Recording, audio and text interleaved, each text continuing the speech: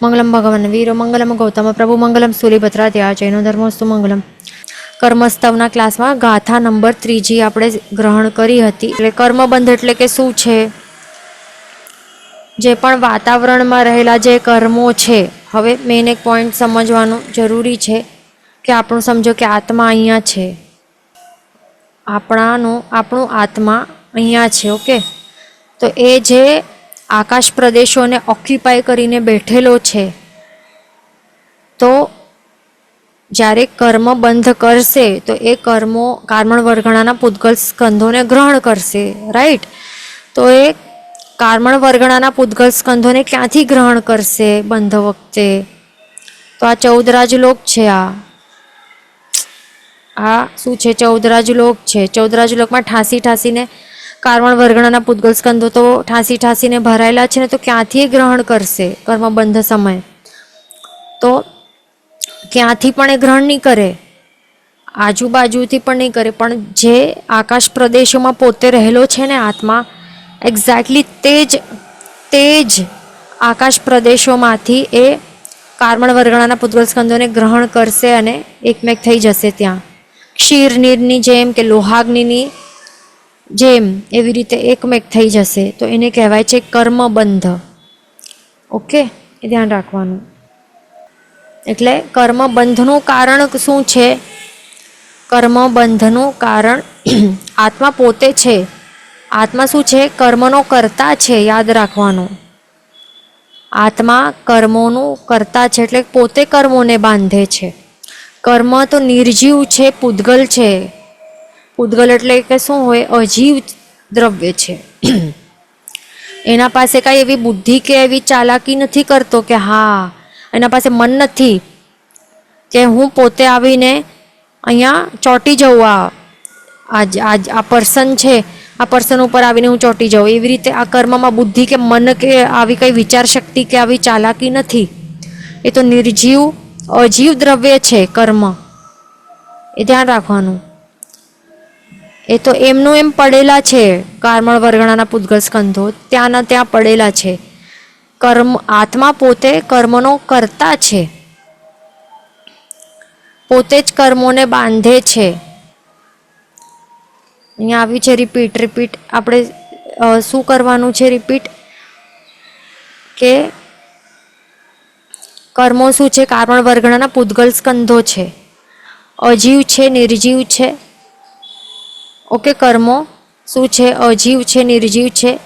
એ પોતે પોતાના મેળે પોતાને દિમાગ લગાડીને કાંઈ ચોંટી નથી જતા આત્મા ઉપર, પણ આત્મા પોતે 4 કારણો કરે છે. શું? મિથ્યાત્વ, અવિરતિ, કષાય અને યોગ. આ 4 વસ્તુઓના આ જે 4 હેતુઓ છે એનું સેવન કરે છે. એના કારણે પોતે જે આકાશ પ્રદેશોને ઓક્યુપાય કરીને રહેલો છે, બસ એક્ઝેક્ટલી ત્યાંથી જ કાર્મણ વર્ગણાના પૂતગલ સ્કંધોને ગ્રહણ કરે છે. પણ આજુબાજુથી, બહારથી કે બીજે ક્યાંથી નથી કરતો. એ ધ્યાન રાખવાનું. ઓકે, તો આવી રીતે એને કહેવાય છે કર્મબંધ. બીજું વસ્તુ શું છે? ભાવ કર્મ સમજવાનું છે અને દ્રવ્ય કર્મ સમજવાનું છે. આપણને એમાં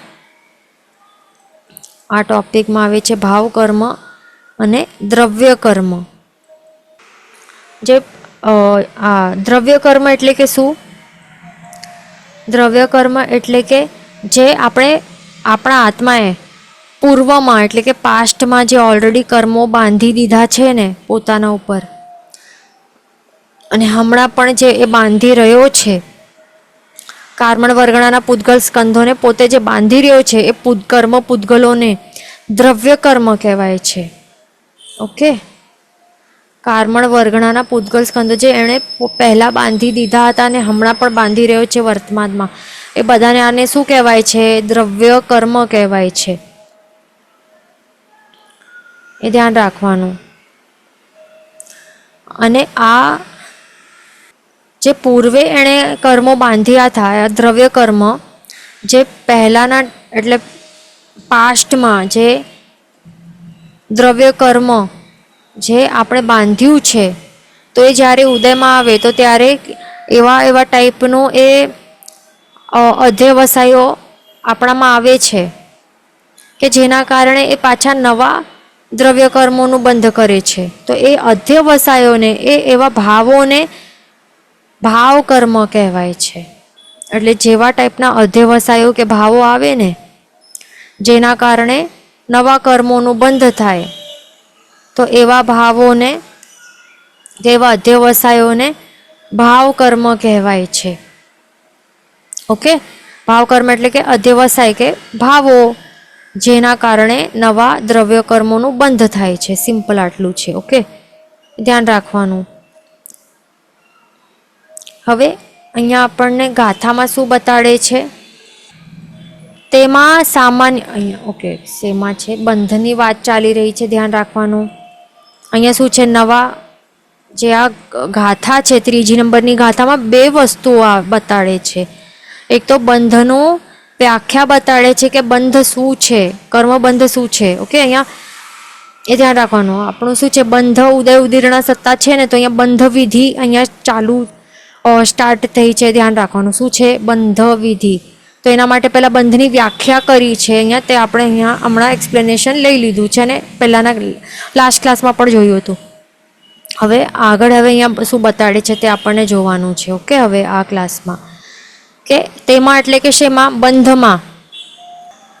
બંધમાં સામાન્યથી, સામાન્યથી એટલે કે ગાથામાં કયો શબ્દ આવ્યું છે? ઓઘ. એક્ઝેક્ટલી કયો શબ્દ છે? અહીંયા દેખાય છે ઓહેણ. ગાથામાં શું શબ્દ આવ્યું છે? ઓહેણ. ઓહેણનું મિનિંગ છે ઓઘે. ધ્યાન રાખવાનું. ઓહેણ એટલે કે ઓઘે. શું કહે છે અહીંયા? જો, તેમાં ઓહેણ એટલે કે ઓઘથી, ઓઘથી એટલે કે સામાન્યથી, સામાન્યથી એટલે કે ઓઘથી. આ સમજવાનું છે. બંધમાં ઓઘથી 120 અને મિથ્યાત્વ ગુણસ્થાનકે તીર્થંકર નામકર્મ અને આહારક દ્વિક નામકર્મ વિના 117 પ્રકૃતિઓ હોય છે. એવી રીતે અહીંયા ગાથાના સેકન્ડ પાર્ટમાં કહે છે. તો તે આપણને સમજવાનું છે. શું કહે છે આ ગાથામાં? બંધનું વ્યાખ્યા બતાડે છે. પછી શું કહે છે કે બંધમાં ઓઘથી કેટલી પ્રકૃતિઓ હોય છે? ઓઘથી 120 ઓઘથીની પ્રકૃતિઓ હોય છે. આ ફર્સ્ટ પોઈન્ટ છે. તો આ ફર્સ્ટ પોઈન્ટ પહેલાં આપણે અહીંયા સમજી લઈએ. બંધમાં ઓઘે, તો પહેલાં ઓઘ આ શબ્દ આપણને સમજવાનું છે. અહીંયા ઓઘથી આ શા માટે કે સામાન્યથી આ શા માટે કહ્યું છે, એનું મિનિંગ શું થાય છે, તો તે પહેલાં સમજવાનું છે. ઓકે, તો અહીંયા શું કહે છે કે બંધમાં, હવે અહીંયા આપણે ગુણસ્થાનક છે ને, આપણું 14 ગુણસ્થાનકનું આપણું આ કર્મસ્તવમાં એ જ આપણે ભણ્યું હતું બીજા ફર્સ્ટ એન્ડ સેકન્ડ ગાથામાં. તો હવે જ્યારે આપણે કહીએ ઓઘથી કે સામાન્યથી, એટલે દેટ મીન્સ ઇંગ્લિશમાં આપણે કહીએ જનરલી સ્પીકિંગ, એસા એવી રીતે કહીએ ને, નોટ સ્પેસિફિકલી બટ જનરલી, એટલે કે પર્ટિક્યુલર નહીં. અહીંયા 14 ગુણ સ્થાનકો છે. તો જો આપણે સ્પેસિફિકલી આપણે કોઈ ગુણ સ્થાનકનું કહીએ કે આ ચોથા ગુણ સ્થાનકે આ XYZ અમુક પ્રકૃતિઓનો બંધ છે, તો તે આપણે કહીએ કે આ સ્પેસિફિકલી કે આપણે કહીએ છીએ. પણ જ્યારે આપણે એવી રીતે સ્પેસિફિકલી પર્ટિક્યુલરલી આ ચોથા ગુણ સ્થાનકની જ વાત નહીં કરીએ, પણ આપણે જનરલી આપણે કહીએ સામાન્યથી, તો ત્યારે કહેવાય કે સામાન્યથી કે ઓઘથી આ શબ્દનો વપરાશ થાય છે. શું કહેવાય છે કે 14 જે 14 બધા ગુણ સ્થાનકો બધા મળીને, બધા જે પણ, એક મિનિટ, ગુણ સ્થાનકોનું ક્યાં છે ચાર્ટ? આ દેખાય છે ને ગુણ સ્થાનકનું ચાર્ટ અહીંયા. તો હા, તો હવે આપણે એવી રીતે કંઈ સ્પેસિફિકલી આપણે નથી કહેતા. અહીંયા જો આપણે કહીએ કે આ પર્ટિક્યુલર જે આ અપ્રમત્ત સંયત ગુણ સ્થાનક છે, 7મું ગુણ સ્થાનક, તો એના આ જ પર્ટિક્યુલર આ 7મા જ ગુણ સ્થાનક ઉપર કેટલા પ્રકૃતિઓનો, કેટલી કર્મ પ્રકૃતિઓનો બંધ છે, તો એ આપણે સ્પેસિફિકલી કહીએ તો ઓઘથી આ શબ્દનો વપરાશ નહીં થાય. પણ આપણે જ્યારે કહીએ ઓઘથી, ઓઘે, અહીંયા આપણે કહીએ એટલે કે જનરલી, તો એમાં બધા જે 14ના 14 ગુણ સ્થાનકો છે ને, આ 14 બધા ગુણ સ્થાનકો, તો બધામાં જ બધાને જ આશ્રયને, બધા મળીને, આ 14 બધા ગુણસ્થાનકોને મળીને,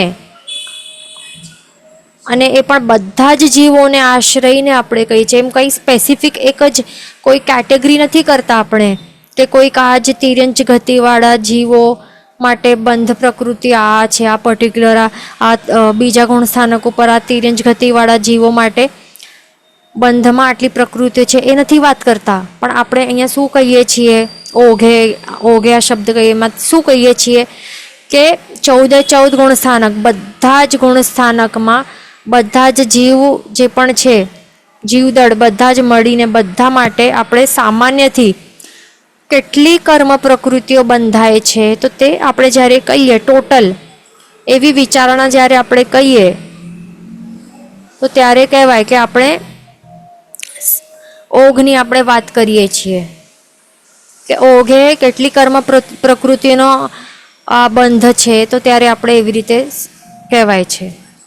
અથવા તો બંધમાં કેટલી પ્રકૃતિઓ છે ટોટલ, આપણે એવી રીતે કહીએ ને, કેટલી પોસિબલ છે બંધમાં, કેટલી કર્મ પ્રકૃતિઓ પોસિબલ છે ઓઘે, તો તેને આપણે કહીએ કે આપણે સામાન્યથી વાત કરી રહ્યા છીએ બધી જ ગુણસ્થાનક અને બધા જ જીવોને આશ્રયને. ઓકે, નોટ સ્પેસિફિકલી આપણે કોઈ સ્પેસિફિક કોઈક જીવની કે કોઈક સ્પેસિફિક એક જ ગુણસ્થાનકની નથી વાત કરતા. તો એ આપણું ક્લિયર થઈ ગયું. અહીંયા આ ઓઘ જે પણ આ ઓહેણ જે શબ્દ છે ગાથામાં, ઓહેણનું મિનિંગ આપણે સમજી લીધું. તો શું કહે છે કે બંધમાં ઓઘે 120 પ્રકૃતિઓ છે. 120 કેવી રીતે થાય છે એ આપણે પહેલાં પણ જોઈ લીધું હતું. આપણે શોર્ટમાં અહીંયા જોઈ લઈએ.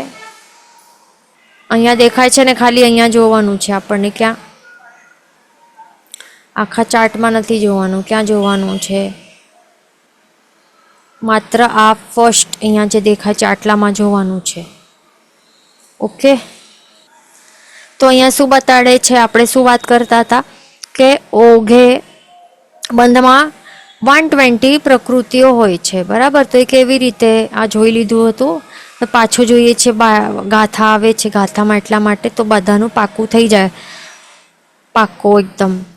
તો ઘાતી કર્મો છે એમાં 45 પ્રકૃતિઓ સ્પેસિફિકલી અહીંયા શું, અહીંયા આ જોઈ લેવાનું. જ્ઞાનાવર્ણ્ય કર્મની 5 પ્રકૃતિઓ, 5 ઓકે, 5 જ્ઞાનાવર્ણ્ય કર્મની 5 પ્રકૃતિઓ આવી જાય બંધમાં. પછી 10ના વર્ણ્યની 9 બધી પ્રકૃતિઓ આવે છે. મોહનીય કર્મની બધી નથી. મોહનીની કર્મની કેટલી હોય છે? 28 હોય છે ને ટોટલ,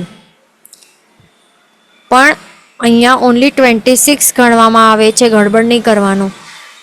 એમાં મિથ્યાત્વ મોહનીય અને સમકિત મોહનીય કર્મો એ બંને, સમકિત અને મિશ્ર મોહનીય કર્મ, સમકિત અને મિશ્ર મોહનીય કર્મને ગણવામાં નથી આવતું બંધમાં, એ ધ્યાન રાખવાનું. માત્ર મિથ્યાત્વ મોહનીય કર્મને જ બંધમાં ગણવામાં આવેલું છે. અને બાકીના 25 કોણ છે? ચારિત્ર મોહનીય કર્મોના પ્રકૃતિઓ. તો આવી રીતે 26 ગણવામાં આવે છે, કારણ કે બંધમાં આ બંને નહીં હોય ને, આ પછીથી ડાયલ્યુટ કરીને બનાવે છે જીવને. એનું માત્ર ઉદય ઉદીરના સત્તા હોઈ શકે છે, આનું અને આનું. ઉદય ઉદીરના અને સત્તા છે, પણ બંધમાં તો હોય જ નહીં. બંધમાં માત્ર મિથ્યાત્વ મોહનીય કર્મ હોય છે. ઓકે, ક્લિયર થઈ ગયું. પછી અંતરાય કર્મમાં 5 બધા શું છે? બધી જ પ્રકૃતિઓ એ બંધમાં આવે છે. પછી વેદનીયના બંને પ્રકૃતિઓ બંધમાં છે. આયુષ્યની બધી 4 પ્રકૃતિઓ બંધમાં આવે છે. ગોત્રની બંને પ્રકૃતિઓ બંધમાં આવે છે. પણ નામ કર્મની માત્ર કેટલી છે? 67 હોય છે. એ યાદ રાખવું કમ્પલસરી છે. 67 કેવી રીતે? ગતિ નામકર્મ 4, જાતિ નામકર્મ 5, શરીર નામકર્મ 5, અંગોપાંગ નામકર્મ 3, સંઘયણ નામકર્મ 6, સંસ્થાન નામકર્મ 6, પછી આનુપૂર્વી નામકર્મ 4, વિહાયોગતિ નામકર્મ 2, પ્રત્યેક પ્રકૃતિઓ બધી 8. અને આ 20 શું છે અહીંયા પોઈન્ટ કરી લેવાનું, ત્રસ અને સ્થાવર દશક. ત્રસ દશક એટલે 10 અને સ્થાવર દશક 10 એટલે બંને મળીને 20 થયા ને. તો આવી રીતે. અને અહીંયા શું દેખાય છે, શું મિસિંગ છે? બંધન નામકર્મ નથી દેખાતું ને. બંધન નામકર્મ કેટલા હોય છે? 15 બંધન નામકર્મ હોય છે, એ ગણવામાં નથી આવેલા. અને જે 5 સંઘાતન નામકર્મ છે એ પણ ગણવામાં નથી આવ્યા. એટલે આ 20 નથી ગણાયા અલગ. એટલે એ હોય જ નહીં બંધમાં, એવું નથી. આ બંધમાં હોય છે. બંધ સમયે આ 20 પ્રકૃતિઓનો બંધ થાય છે અવશ્ય, પણ એને અલગથી અહીંયા ગણવામાં નથી આવેલું. આ એમને સમજવાનું છે આપણને કે શરીર નામકર્મ, 5 શરીર નામકર્મ છે ને એની અંદર જ ઓટોમેટિકલી સમજી લેવાનું છે આપણને, એમાં સમાવેશ કરાયેલું છે આ 20 પ્રકૃતિઓનું. એટલે અવશ્ય ધ્યાન રાખવાનું, એકદમ યાદ રાખવાનું કે બંધ હોય છે, બંધ હોય, અવશ્ય બંધ હોય છે, પણ કેલ્ક્યુલેશનમાં નથી ગણવામાં આવેલું અલગથી. અહીંયા ઇઝી પડે એના માટે શરીર નામકર્મમાં જ 5માં જ ગણી લીધું છે. બીજું અહીંયા શું દેખાય છે? વર્ણગંધ રસ સ્પર્શ નામકર્મ, એ 4 જ ગણેલા છે. ટોટલ કેટલા હોય? 20 હોય ને, 20 હોય છે ટોટલ, પણ 20ના 20 નથી ગણેલા, ઓનલી 4 ગણેલા છે. એટલે 16 નથી ગણેલા. ખાલી એક વર્ણ, એક ગંધ, એક રસ અને એક સ્પર્શ નામકર્મ એક કરીને 4 ટોટલ ગણેલા છે. 16 નથી ગણેલા.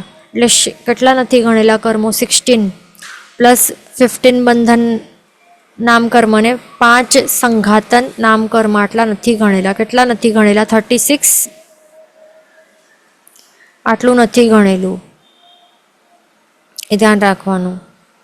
એટલે નામકર્મ ટોટલ કેટલા હોય?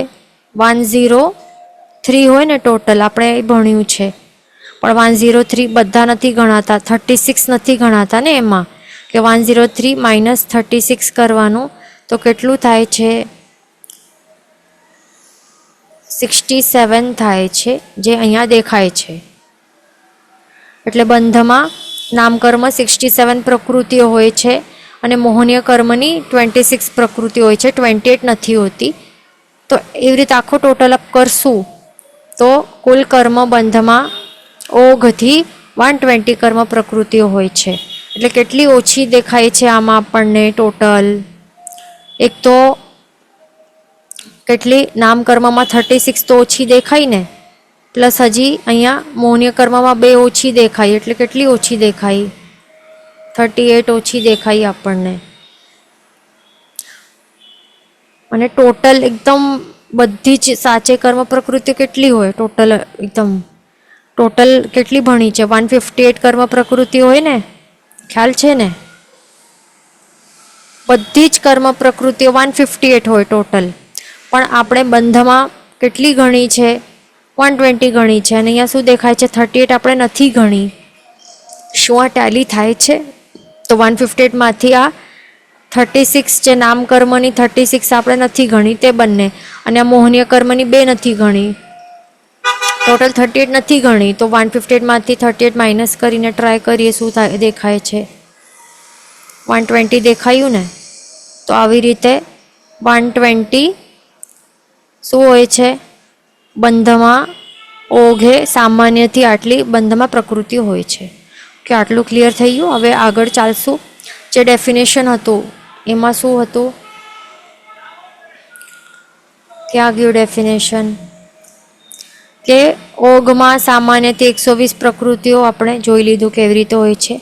અને મિથ્યાત્વ ગુણસ્થાનકે તીર્થંકર નામકર્મ અને આહારક દ્વિક નામકર્મ વિના 170 પ્રકૃતિઓ હોય છે. સોરી 70 નહીં, 17, 117 એટલે કે 17 એટલે 17 અને 100 એટલે 100, તો 117 સમજવાનું. ઓકે, તો શું કહે છે? મિથ્યાત્વ ગુણસ્થાનક કયો ગુણસ્થાનક હોય? ફર્સ્ટ હોય છે ને, ફર્સ્ટ ગુણસ્થાનકની વાત કરે છે. એમાં શું હોય છે? તીર્થંકર નામકર્મ અને આહારક દ્વિક નામકર્મ વિના, આ બંને છોડીને આટલી પ્રકૃતિઓનું શું હોય છે? બંધ હોય છે. અહીંયા બંધની વાત ચાલી રહેલી છે. ઓકે, બંધ વિધિ અહીંયા આપણું ચાલુ થયું છે આ ત્રીજા આમાં શું ત્રીજી ગાથામાં. તો અહીંયા આપણને સમજવાનું છે ટેબલમાં શું કહ્યું ગાથામાં. મિથ્યા દૃષ્ટિ ગુણસ્થાનક છે. આ પહેલું ગુણસ્થાનક છે. મિથ્યાત્વ પહેલું આ ગુણસ્થાનકનું ટેબલ દેખાય છે. અહીંયા બંધાતી પ્રકૃતિઓ કેટલી છે એનું નંબર દેખાય છે. અહીંયા બંધ વિચ્છેદ પ્રકૃતિઓના નામો દેખાય છે. અને જે પણ બોલ્ડમાં લખેલું છે એનું આપણે આગળ બતાડશું શું છે બધું. પછી આ છે અબંધ પ્રકૃતિઓના નામ દેખાય છે. તો હવે એમાં શું બતાડે છે કે ગાથામાં શું હતું કે જે પહેલું ગુણસ્થાનક છે મિથ્યાત્વ દૃષ્ટિ ગુણસ્થાનક, તો એમાં કેટલી હોય છે 117 પ્રકૃતિઓનું બંધ હોય છે. બંધાતી પ્રકૃતિ એટલે કે શું બંધ વિધિ જ એ ચાલી રહી છે. ઓકે. અને એમાં શું હતું શું કહેતા હતા કે આ જે તીર્થંકર નામ કર્મ, જે તીર્થંકર નામ કર્મ છે તે આ એક કર્મ અને બીજા જે શું છે આહારક દ્વિક, તો આ બંનેનું શું હોય છે આ બંને સિવાયનું 117 કર્મ પ્રકૃતિઓનું એ બંધન હોય એટલે એ બંધાય છે. અહીંયા પહેલા ગુણસ્થાનકે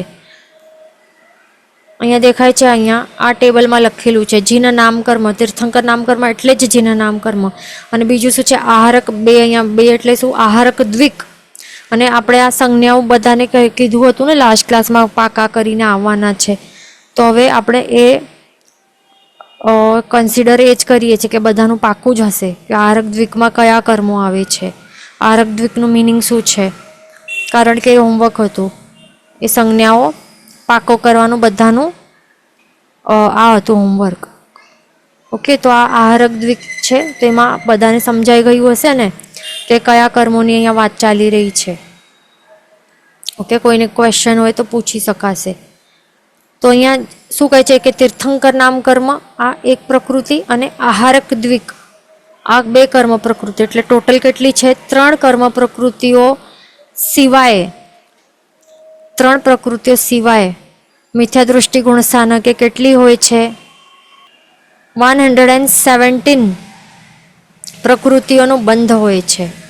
દેખાય છે ને અહીંયા ટોટલ 120 છે.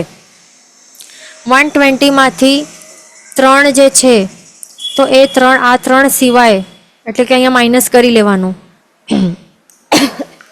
120 - 3 તો કેટલા થાય છે 117. તો 117 પ્રકૃતિઓ છે બસ આટલાનું બંધ હોય છે મિથ્યા દૃષ્ટિ ગુણસ્થાનકે. તો એનું રીઝન શું છે આપણને રીઝન સમજવાનું છે ફર્સ્ટ ઓફ ઓલ. અહીંયા ધ્યાન રાખવાનું. અહીંયા બીજું શું છે કે આ અબંધ પ્રકૃતિમાં એમનું નામ લખેલું છે. અહીંયા શું દેખાય છે બંધ વિચ્છેદમાં નથી પણ અબંધ પ્રકૃતિઓ છે આ 3. તો એનું મિનિંગ શું થાય છે કે આ અબંધ છે. આ 3 પ્રકૃતિઓનું આ પહેલા ગુણસ્થાનકે અબંધ છે એટલે કે બંધ નથી. અહીંયા એ બંધાશે નહીં. આ 3 પ્રકૃતિઓ આ ફર્સ્ટ ગુણસ્થાનક ઉપર બંધ એનું નહીં હોય, અબંધ હોય એટલે કે બંધ નહીં હોય. પણ આગળના કોઈક એવો ગુણસ્થાનક ઉપર એમનું બંધ હશે તો એ આપણને બતાડશે કે કયા ગુણસ્થાનક ઉપર બંધ છે, તો તે આગળ આપણને બતાડશે. તો શું બતાડે છે અહીંયા કે જે જીન નામ કર્મ છે, તીર્થંકર નામ કર્મ છે, તો એ ક્યારે બંધાય, એનું બંધ ક્યારે થાય. મિથ્યાત્વ દૃષ્ટિ જ્યારે જીવ હોય તો શું ત્યારે બંધાય, ત્યારે નહીં બંધાય, ત્યારે એનું અબંધ છે.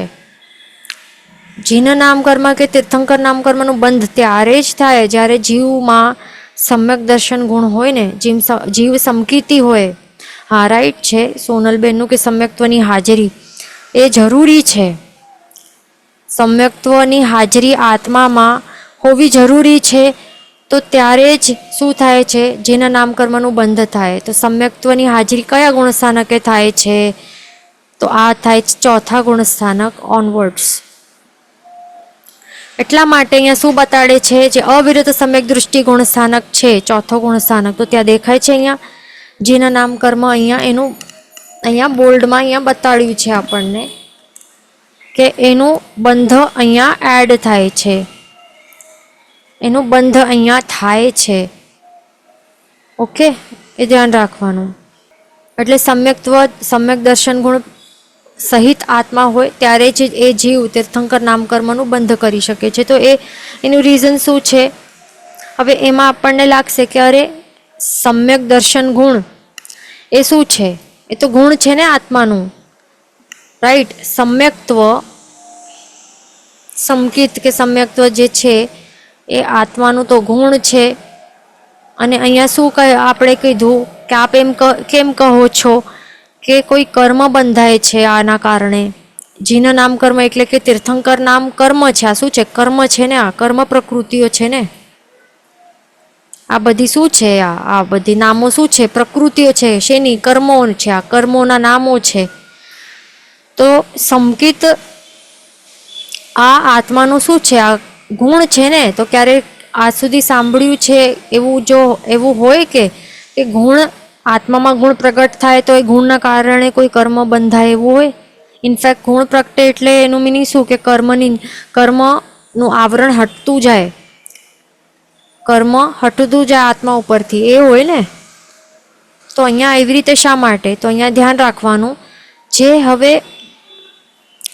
રાખવાનું ફર્સ્ટ પોઈન્ટ કે આપણે કર્મ ગ્રંથ પહેલામાં આપણે કર્મ વિપાક ગ્રંથમાં શું ભણ્યું હતું કે કર્મ બંધના કેટલા કારણ છે? 4 કારણ આપણે ભણ્યા હતા ને. તો આ 4 કારણ કયા હતા? મિથ્યાત્વ, અવિરતિ, કષાય અને યોગ. આ 4 કારણ ભણ્યા હતા ને. શાસ્ત્રકાર ભગવાન તો એ જ કહે છે કે આ 4 કારણો, આ 4 હેતુઓ વડે જ કર્મોનું બંધ થાય છે, રાઈટ? આ છે. ઓકે, પણ શું 5મું કારણ ગુણ બતાડ્યું હતું કે આત્માનો કોઈ ગુણ હોય, ગુણના હેતુ વડે કર્મ બંધાય એવું ભણ્યું નહીં હોય ને એવું. It is not possible. ગુણોના કારણે કર્મોનું બંધ નહીં થાય. તો અહીંયા એવી રીતે શા માટે કે સમકિત ગુણ હોય, એની હાજરી હોય તો જે આ કારણ બને છે, આ જેના નામ કર્મ બંધ થવાનું કારણ બને છે. આ કંઈક એટલે કે કોન્ટ્રાડિક્ટરી લાગે છે ને અહીંયા, એવો આપણને પ્રશ્ન આવી શકે છે. તો હવે એમાં શું સમજવાનું છે? એમાં હકીકત શું છે? અહીંયા ફર્સ્ટ ઓફ ઓલ આ યાદ રાખવાનું કે કર્મબંધ માત્ર 4 કારણો હોય ને એના વડે જ થાય છે, 4 હેતુઓ વડે જ કર્મબંધ થાય છે. ક્યારે પણ આત્માના ગુણો હોય ને, સમ્યક દર્શન એ ગુણ છે, એના કારણે કર્મોનું બંધ નહીં થાય.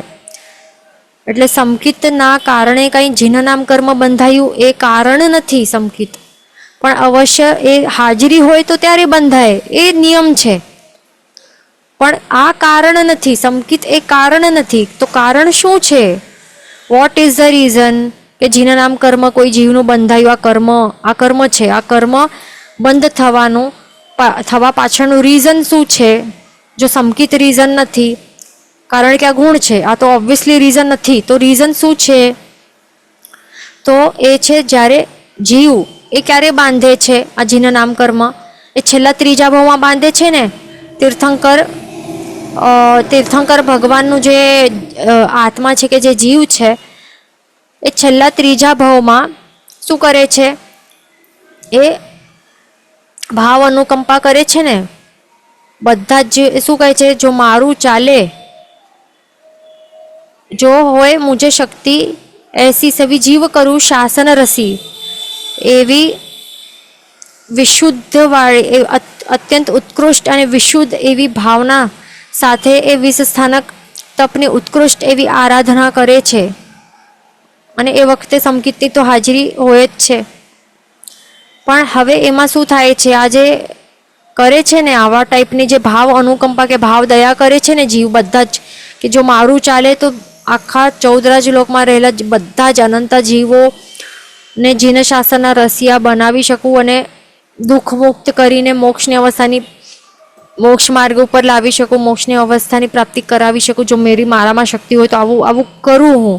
તો આવા ટાઈપની ઉત્કૃષ્ટ એવી ભાવ કરુણા કરે છે ને. તો આ કરુણા જે છે કે ભાવ દયા છે, આ શું છે ભાવ કરુણા કે ભાવ દયા?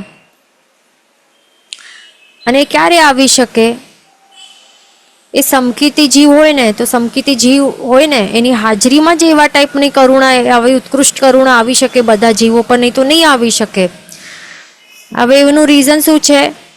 સમકીતના 5 લક્ષણો ખ્યાલ હોય તો એમાં છે ને અનુકંપા કરીને એક લક્ષણ છે, રાઈટ? સમકીત કોઈ જીવમાં છે કે નહીં એ જોવા માટે 5 લક્ષણો હોય, તો એમાંથી એક લક્ષણ શું છે? અનુકંપા. એટલે કે શું? ભાવ દયા.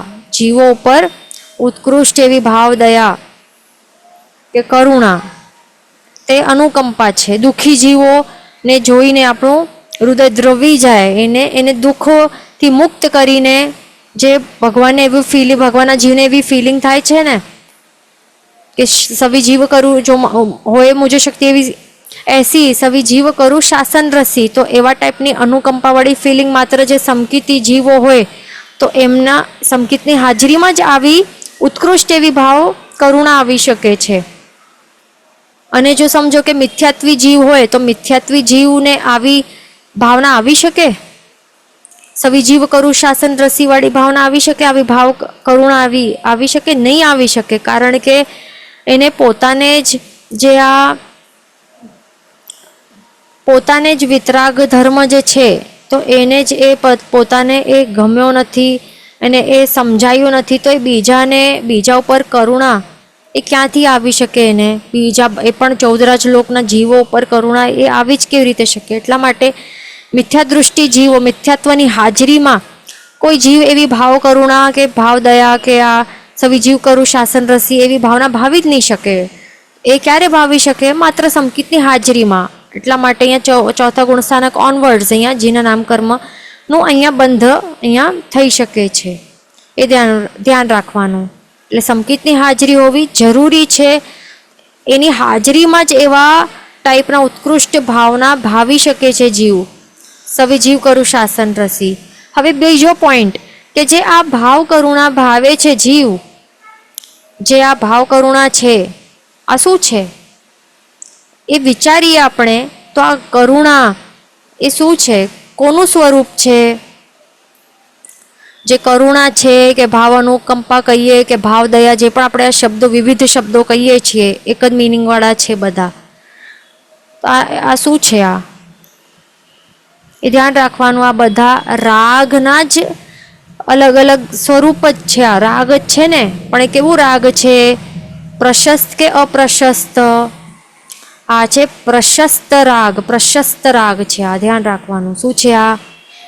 જે આપણને કરુણા ભાવ, દયા ભાવ કે ભાવ અનુકંપા, ભાવ દયા જે થાય છે, આ જે તીર્થંકર બનનારા જે જીવ છે એને છેલ્લા 3જા ભાવમાં એને ભાવ કરુણા ને ભાવ દયા જે થાય છે, તો આ શું થાય છે? બધા જીવો ઉપર એ એક ટાઈપનો રાગ છે એમને. કરુણા એટલે એ રાગ કહેવાય છે. અને કેવું રાગ છે આ? એ કહેવાય છે પ્રશસ્ત રાગ. ધ્યાન રાખવાનું. શું છે આ? પ્રશસ્ત રાગ છે આ એમને. અને રાગ એટલે કે શું? મોહનીય કર્મ. બરાબર આવી ગયું ને? મોહનીય રાગ એટલે શું? મોહનીય કર્મ. અને મોહનીય કર્મ એટલે કે આ કષાય. રાગ એટલે કષાય જ છે ને, એટલે આ શું થઈ ગયું? આ પ્રશસ્ત કષાય કહેવાય છે. સમજાયું અહીંયા? શું અહીંયા કનેક્શન અહીંયા બિલ્ડ થયું છે? શું છે આ પ્રશસ્ત રાગ એટલે શું થયું? પ્રશસ્ત કષાય થઈ ગયું છે અહીંયા.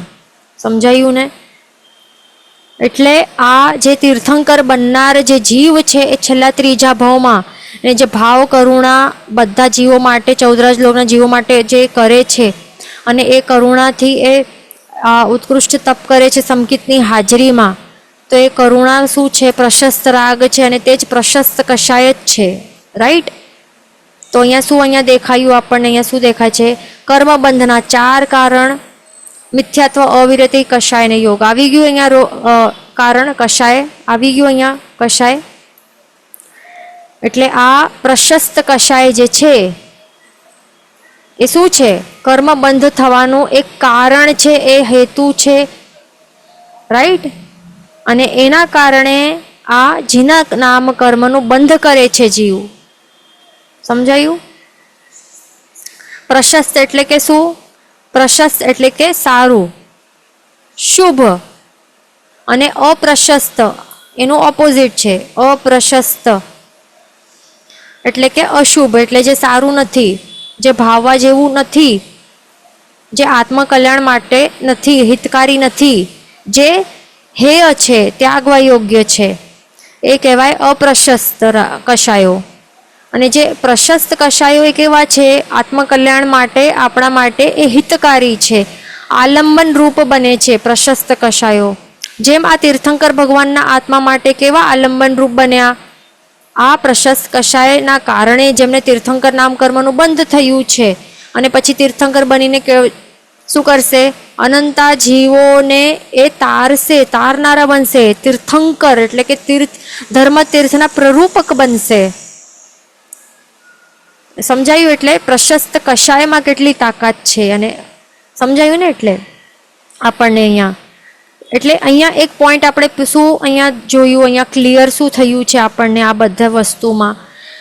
જે આપણે વાત કરતા હતા કે જે ગુણો છે, ગુણના સમ્યક દર્શન ગુણ એ કારણ નથી.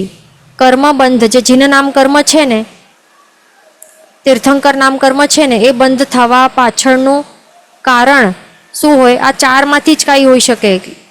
કર્મબંધના ચાર કારણોમાંથી જ કંઈક હોઈ શકે. પણ જે આત્માના જે સ્વાભાવિક ગુણો, એ ગુણોના કારણે જે સમ્યક દર્શન ગુણ છે, કોઈ પણ આત્માના કોઈ પણ ગુણ હોય એ ક્યારે પણ કર્મબંધના કારણ નથી બનતા. એ આપણને એક ક્લિયર કર્યું પોઈન્ટ. અને બીજું પોઈન્ટ શું ક્લિયર કર્યું? તો પછી આ સમ્યક દર્શન જો કારણ નથી, જેના નામ કર્મના બંધ પાછળનું કારણ જો સમ્યક દર્શન ગુણ નથી, તો પછી કારણ શું છે? તો તે કારણ છે કશાય. એ પણ કેવો? પ્રશસ્ત કશાય. કોના સ્વરૂપમાં? પ્રશસ્ત રાગ, કે જે આ, અથવા તો આપણે જે કહીએ કે બધા જીવોને તારવા માટે જે દયા છે કે કરુણા ભાવ છે પ્રભુ પાસે, કેટલું જે કરુણાના ભાવો જે પ્રતિ સમય વધતા ગયા, તો એ અહીંયા એ કારણ છે કે આ કર્મ છે, આ જે પ્રશસ્ત રાગ કે જે કરુણા છે, જે ભાવ દયા કહેવાય કે ભાવ અનુકંપા, જે પણ શબ્દ કહો, એ બધું એક જ છે. એને પ્રશસ્ત કશાય કહેવાય છે. અને આ પ્રશસ્ત કશાય એ કર્મબંધનું કારણ બને છે. પણ કયું? જીન નામ કર્મનું બંધનું કારણ અહીંયા બને છે. એટલે અહીંયા આ પોઈન્ટ અહીંયા ક્લિયર થાય છે. ઓકે,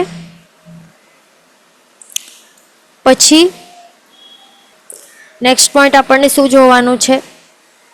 અહીંયા નેક્સ્ટ પોઈન્ટ છે આહારક દ્વિકનું. તો આહારક દ્વિક જે છે, તો આપણે પહેલાં જોયું કે સંજ્ઞાઓ શું છે, કઈ છે, બધી આપણી પાકી હશે બધાની. આહારક દ્વિકમાં બે કયા કર્મો આવે? એક તો આહારક શરીર નામ કર્મ, અને બીજું આહારક અંગોપાંગ નામ કર્મ. આ બંને આવે, રાઈટ? તો આ બંને જે કર્મો છે, આ બંને, તો એ બંને કર્મોનું પણ અહીંયા શું બતાડે છે ગાથામાં? કે બંને કર્મો, આ પહેલા ગુણસ્થાનક મિથ્યા દૃષ્ટિ ગુણસ્થાનક, એના ઉપર એનું અબંધ છે. એટલે એના સિવાય બીજા કોઈ ગુણસ્થાનક ઉપર એનું બંધ થાય છે, એ કહે છે ને ગાથામાં. તો એટલા માટે આ પોઈન્ટ ધ્યાન રાખવાનું કે પહેલા મિથ્યા દૃષ્ટિ ગુણસ્થાનક ઉપર જે આહારક દ્વિક છે, આ બંને કર્મોનું અબંધ છે. આ બંને કર્મોનું શું છે? અબંધ છે, ધ્યાન રાખવાનું. એટલે કે એના પર્ટિક્યુલર આ પહેલા ગુણસ્થાનક ઉપર એનું બંધ નથી થતું, પણ આગળના કોઈક એવા ગુણસ્થાનક ઉપર એનું બંધ થશે. તો એ કયા ગુણસ્થાનક ઉપર બંધ થશે? તો અહીંયા આપણને વિચારવાનું. અહીંયા આ બધું હવે આપણા વિચાર ઉપર છે. જે આપણે ભણી લીધું ને અત્યાર સુધી, આપણે શું ભણ્યું છે? કર્મ વિપાક ગ્રંથ આખું થઈ ગયું છે, અને 14 ગુણસ્થાનકનું આખું સ્વરૂપ થઈ ગયું છે. એટલે આપણને અમુક એવી શાસ્ત્રની નોલેજ, શ્રુતનું આધાર મળી ગયું છે આપણા પાસે. તો હવે આપણને શું કરવાનું છે? એ જ એના આધારે, એ શ્રુતનું આધાર લઈને આપણને અહીંયા દિમાગ લગાડીને આપણને વિચારવાનું છે પોતાને કે ક્યાં આવી શકે ને શા માટે અહીંયા નથી ને ત્યાં, એ બધું અહીંયા હવે એ જ કરવાનું છે આપણને. તર્ક વિતર્ક કરવાનું છે મનમાં કે શું હશે, રીઝન શું છે, એ જ અહીંયા એના ઉપર છે બધું. શાસ્ત્રના આધાર લઈને જે પણ ભણ્યું છે અત્યાર સુધીનું. વિચારવાનું કે આહારક દ્વિક છે, તો આહારક શરીર નામ કર્મ અને આહારક અંગોપાંગ નામ કર્મ છે, તો એ કોણ બનાવી શકે? એવી રીતે વિચારવાનું કે અહીંયા શા માટે અહીંયા અબંધ હશે, મિથ્યાત્વ દૃષ્ટિગુણ સ્થાનક ઉપર શા માટે બંધ નથી થતું, એવી રીતે વિચારવાનું. તો આન્સર શું આવે? જે ભણેલું છે એનો આધાર લઈને આન્સર શું આવશે કે આહારક શરીર કોણ બનાવી શકે? કોઈ કંઈ એવા મિથ્યા દૃષ્ટિ કોઈ પર્સન બનાવી શકે? મિથ્યા દૃષ્ટિ કોઈ પર્સન બનાવી શકે? કોઈ જીવ એ નહીં બનાવી શકે ને. આહારક શરીર કોણ બનાવે? માત્ર મુનિ ભગવાન. તો આપણે બધું કન્ડિશન્સ જો યાદ હોય તો આપણે બધા કન્ડિશન્સ આપણે પાકા કર્યા હતા કે અમુક કન્ડિશન્સ હોવા જરૂરી છે, તો એવા જીવો આહારક શરીર ક્રિએટ કરી શકતા હોય છે. આ બધું આપણું થઈ ગયું છે પહેલાં, લગભગ પહેલાં કર્મગ્રંથમાં થઈ ગયું છે બધું જ. તો હવે એમાં શું કન્ડિશન્સ છે કે એ મુનિ ભગવંત હોવા જરૂરી છે. સર્વવીરતિધર એટલે કે સર્વવીરતિધર મુનિ ભગવંત હોવા જરૂરી છે. પૂર્વધર મુનિ ભગવંત હોવા જરૂરી છે. અને કોઈક એવી જે આહારક લબ્ધિ અને બીજી કોઈ એવી લબ્ધિ, આમર્ષષધિ લબ્ધિ વગેરે એવી કોઈક એવી લબ્ધિ એમના પાસે પ્રગટ હોવી જરૂરી છે. અને બીજા સમકીર્તિ પણ હોવા જરૂરી છે. અને એ સાધુ હોવા જોઈએ, જરૂરી છે, સાધ્વી નહીં, પણ સ્પેસિફિકલી સાધુ ભગવંત હોવા જરૂરી છે. પૂર્વધર હોવા જરૂરી છે. આ લબ્ધિધારી હોવા જરૂરી છે. અને મુનિ ભગવંત અને સમકીર્તિ હોવા જરૂરી છે. તો આ બધી વસ્તુઓ હવે આપણે એવી રીતે વિચારવાનું કે ક્યાં હશે પછી. તો પહેલાં બીજા ત્રીજામાં તો નહીં થાય, ચોથામાં પણ સાધુત્વ તો નહીં મળે, પાંચમામાં પણ દેશવીરતી છે તો અહીંયા પણ નહીં, તો છઠ્ઠા ઉપર હોઈ શકે કે સાતમા ઉપર હોઈ શકે. પણ હજી એક પોઈન્ટ છે કે એ જીવ અપ્રમત હોવું જરૂરી છે, ત્યારે એ બાંધી શકે છે. કેવું? અપ્રમત. જ્યારે એ અપ્રમત અવસ્થામાં જ્યારે હોય એનું આત્મા, તો એ જ વખતે એ આહારક શરીર નામ કર્મનું બંધ થઈ શકે છે. આહાર શરીર નામ કર્મ અને આહારક અંગોપાંગ નામ કર્મ, આ બંને કર્મ આહારક દ્વિકની વાત છે. તો બંને કર્મો ત્યારે જ બંધ કરી શકે છે જો એ અપ્રમત અવસ્થામાં હોય, તો જ એ બંધ કરી શકે છે. એ ધ્યાન રાખવાનું. ઓકે, એટલે અહીંયા આન્સર શું છે કે સાતમો ગુણ સ્થાનક. તો સાતમા ગુણ સ્થાનક જે છે એ સાતમા ગુણ સ્થાનક અપ્રમત સંયત ગુણ સ્થાનક, એના ઉપર અહીંયા દેખાય છે કે અહીંયા બંધ છે આહારક દ્વિકનું. એ ધ્યાન રાખવાનું. ભલે હવે અહીંયા એ વાત હતી કે આહારક શરીર નામ કર્મ ને આહારક શરીર જે છે ને, જે મુંડા હાથનું જે તેજસ્વી સ્ફટિક જેવું નિર્મળ જે શરીર છે એ ક્રિએટ ક્યારે કરી શકે એ વાત નથી. અહીંયા શું છે? આ ટેબલ બંધ કે કર્મનું બંધ ક્યારે થાય છે?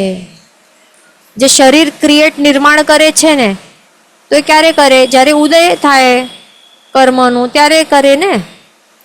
સમજાય ને બંનેમાં ડિફરન્સ? આહારક દ્વિક આ કર્મો છે, એ કર્મો બંધ ક્યારે થાય છે? હવે જ્યારે બંધ થાય ત્યારે થોડી ના શરીર નિર્માણ કરી દે તેઓ. આ મુનિ ભગવંતો બંધ કરીને બેઠેલા હોય, પછી શું હોય? અબાધા કાળ હોય અને પછી ઉદયમાં આવે ને, એવું જ હોય ને રૂલ બધા કર્મો માટે. યાદ રાખવાનું.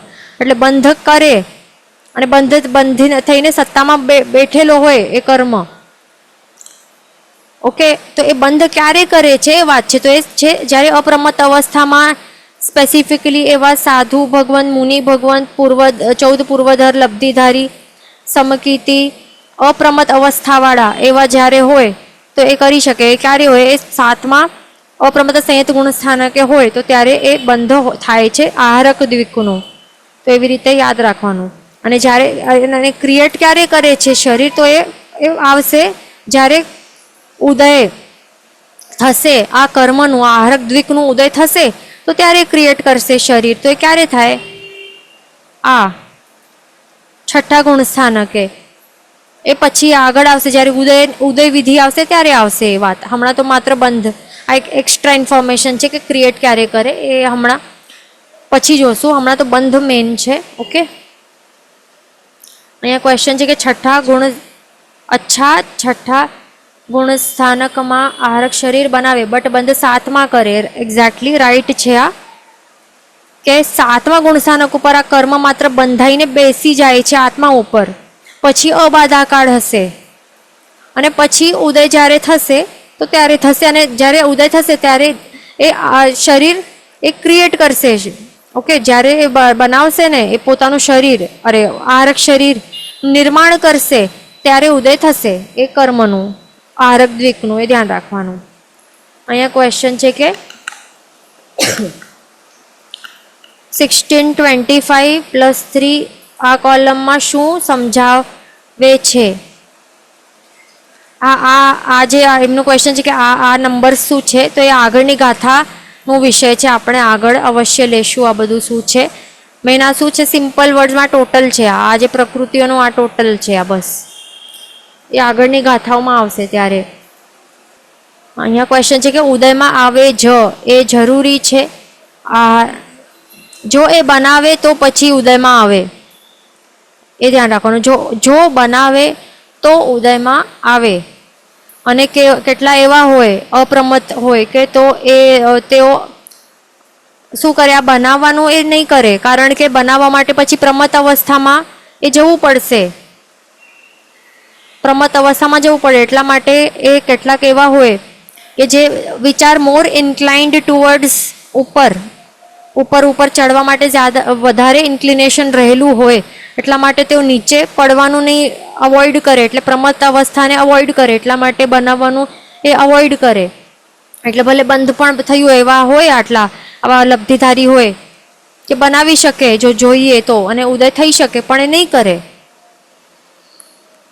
ઓકે, નેક્સ્ટ ક્લાસમાં કન્ટિન્યુ કરશું. જીન વચન વિરુદ્ધ બોલાય તો મિચ્છામિ દુક્કડમ સર્વમંગલ માંગલ્યમ સર્વકલ્યાણ કારણ પ્રધાનમ સર્વધર્માણમ જનજ્યોતિ શાસ્ત્રમ પ્રણામ.